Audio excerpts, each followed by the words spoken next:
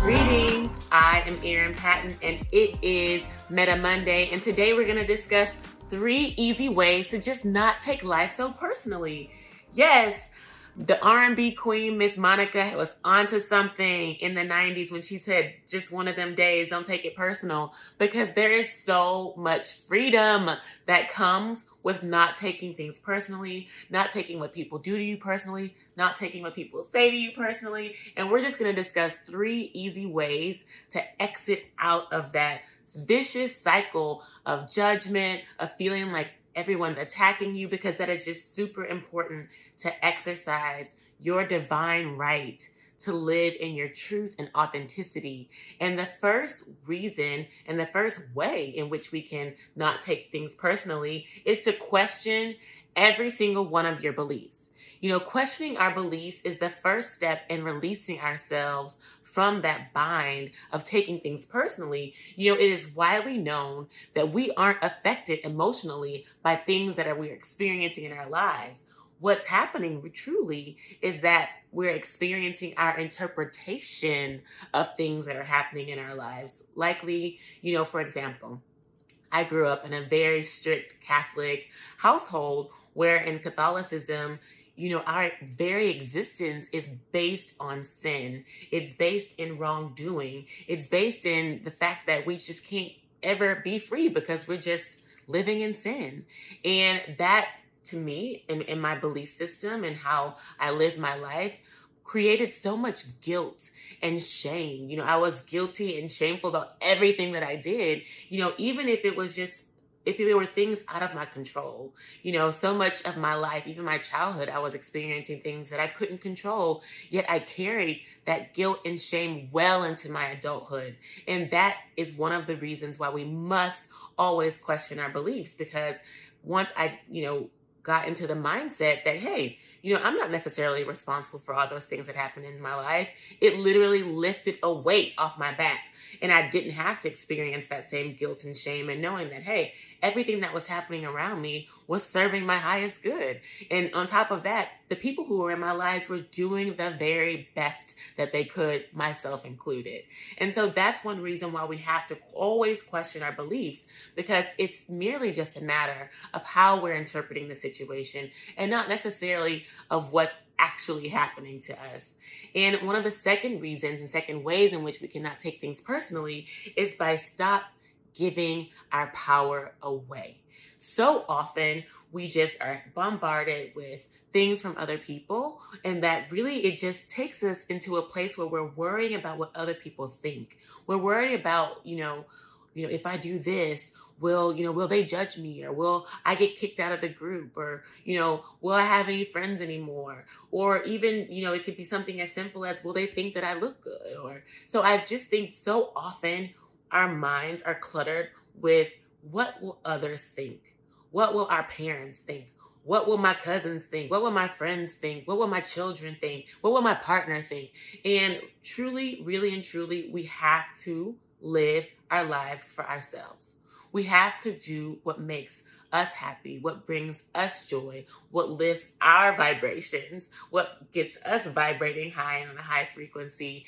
And that generally comes at a cost. It comes at a cost of knowing that I may not be approved by the ones around me. Because when you're seeking that approval, you're literally giving your power away. You're literally allowing other people who are completely out of your sphere, because this is your sphere here, to have power over you, to control you, and to control that which you do in your life. And that's not a space of power. That's not a space of confidence. That's not a space of being in an authentic, truthful, vibe, so that you can live the life of your dreams, so that you can manifest the life of your dreams. And, in this moment, it's truly, truly important for you to live the life that you are destined to live. And you have to own your power, take your power back to get that life that you truly, truly desire. And then last, and certainly not least, is don't drink the poison. Don't drink the poison.